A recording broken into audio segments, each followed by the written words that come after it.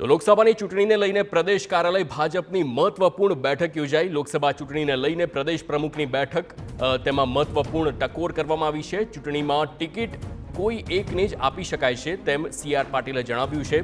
સમર્થકો હશે પણ તેમને જે પદ મળે તેમાં સક્ષમ બનો, પ્રયાસ પ્રામાણિક હશે તો પાર્ટીને પરિણામ મળશે જ। કોઈ પણ તકલીફ હોય તો તત્કાલ મને જાણ કરો, તો નુકસાન થાય એ પહેલા જાણ કરવી જોઈએ, આવું સીઆર પાટીલે જણાવ્યું છે।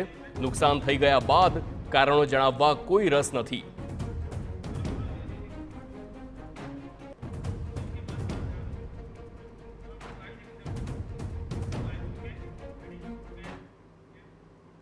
તો આ સમગ્ર મુદ્દે આપણી સાથે વાત કરવા સંવાદદાતા કિંજલ મિશ્રા જોડાઈ ગયા છે।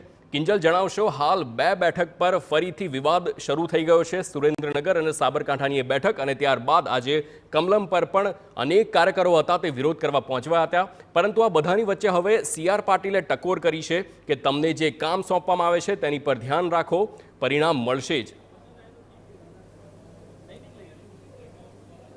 હાર્દિક, ખૂબ જ સૂચક ટકોર છે તે સીઆર પાટીલ દ્વારા કરવામાં આવી છે। આજની જે બેઠક હતી તેની અંદર જિલ્લા સંગઠનના હોદ્દેદારો, પ્રભારીઓ અને ધારાસભ્યોને બોલાવવામાં આવ્યા હતા। હાલાકી 101 ધારાસભ્યો હાજર હતા, 55 જેટલા ધારાસભ્યો ગેરહાજર હોવાની પણ નોંધ છે તે લેવામાં આવી છે। એક તરફ ભાજપનું એવું કહેવું છે કે સબ સલામત છે, નારાજગી સ્થાનિક સ્તરે હોઈ શકે, કોઈ એવડી મોટી નારાજગી નથી।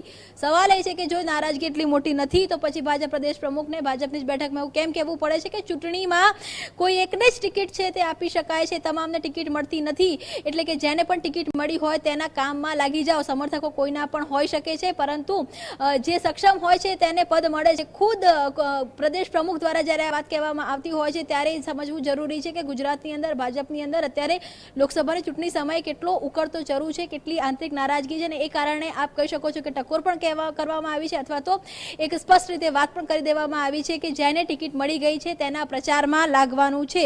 તેની સાથે તેવું પણ કીધું છે કે કોઈ પણ તકલીફ હોય, એટલે કે કોઈ પણ જગ્યાએ સમસ્યા છે તો સમસ્યાની પહેલા કોલ કરો, સમસ્યા થઈ ગયા બાદ કોલ કરવાની કોઈ જરૂર નથી। સમાધાનમાં રસ છે, સમસ્યા સાંભળવામાં રસ નથી, આ એક પ્રકારની વાત। એટલે કે જે પ્રકારના માહોલ આપણે સાબરકાંઠામાં જોવા મળી રહ્યો છે, જે પ્રકારનું વાતાવરણ છે તે આપણે સુરેન્દ્રનગરમાં જોયું, વડોદરામાં જોવા મળી રહ્યું છે, વલસાડમાંથી પણ કેટલાક દબાયેલા સુરે વાત આવી રહી છે, તો ત્યાં એક સ્પષ્ટતાથી કહેવામાં આવી રહ્યું છે કે સમાધાનમાં રસ છે, એટલે કે કોઈ પણ સમસ્યા બનતા પહેલા કોલ કરો, સમસ્યા થઈ જ ગયા પછી વાત સાંભળવામાં રસ નથી। તેની સાથે જ 5 લાખની લીડ ફરી યાદ કરાવી છે, અને તેમ પણ કહ્યું છે કે 5 લાખની લીડ માટે તમામ જે ધારાસભ્યો છે, એક લોકસભામાં સ્વાભાવિક રીતે 6 થી 7 વિધાનસભા આવતી હોય છે, તમામ ધારાસભ્યોને પોતાની વિધાનસભામાં 1 લાખનો લક્ષ્યાંક નક્કી કરાયો છે। મજાની વાત એ પણ છે કે જ્યારે 1 લાખના લક્ષ્યાંકની વાત કરવામાં આવતી હતી ત્યારે પ્રદેશ પ્રમુખ દ્વારા પૂછવામાં પણ આવ્યું કે કેટલા ધારાસભ્યો છે કે જે આ કમિટમેન્ટને પાડી શકે છે। ત્યાં અંદાજે 100 જેટલા ધારાસભ્યો તેની માટેની તૈયારી હતી તે બતાવી હતી, તો તેની જે એક કહી શકાય કે લેખિતમાં નોંધ પણ લેવામાં આવી છે।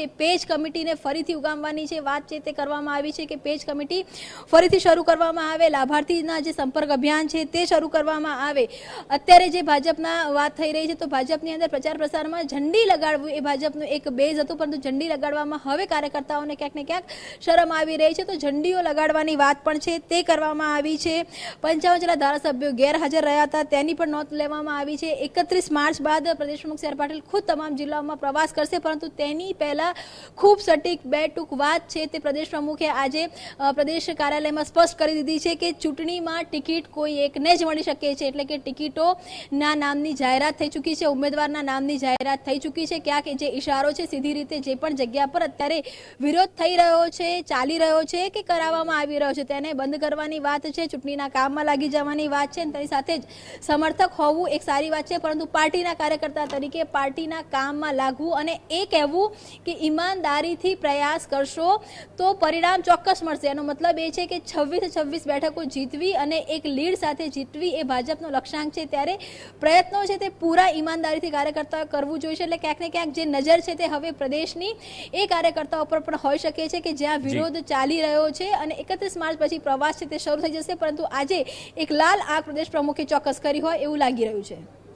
બિલકુલ કિંજલ, સવાલ ચોક્કસથી થાય છે, કારણ કે જેટલા પણ લોકોને પેટા ચૂંટણીમાં ઉમેદવાર તરીકે જાહેર કરવામાં આવ્યા છે એ તમામ આયાતી છે, કાં તો કોંગ્રેસમાંથી કાં તો પછી અપક્ષમાંથી આવ્યા છે, અને ભાજપમાં આવતાની સાથે તેમને ટિકિટ મળી જાય છે। આપણે શોભનાબેન બારૈયાની વાત કરીએ તો તે પણ તેમનું કોંગ્રેસ કનેક્શન છે, તો એક બાજુ ભીખાજી ઠાકોરની વાત કરીએ તો ત્યાં તેમની જે નારાજગી છે તે નારાજગી ક્યાંક ને ક્યાંક કાર્યકરોની ખોટી ના કહી શકાય, કારણ કે આયાતી લોકોને ટિકિટ મળે છે અને જે જૂના કાર્યકરો છે તેમની ક્યાંક અવગણના થતી હોય, શું એમ કહી શકાય?